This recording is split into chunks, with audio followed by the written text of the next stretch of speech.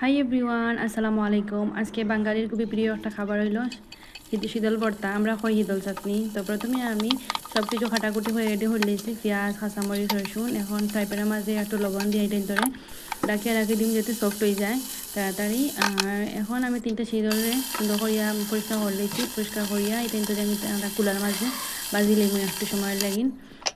এখন আমি পাটার মাঝে সুন্দর করিয়া এই টাইম করে পিষি লেমু, তাতে আমি একদম ফাইন পেস্ট করছি না, একটু আদা আদা রয়েছে আর কি, খাইতে এরকম বালা লাগে। এখন আমি শীতলের টাইম করেও একদম বালা করিয়ে পিষি দেবো, এটা একটু গোসা থাকে, এটাও মানে পিষা হয়ে যায়, খাইতে কোনো অসুবিধা না হয়।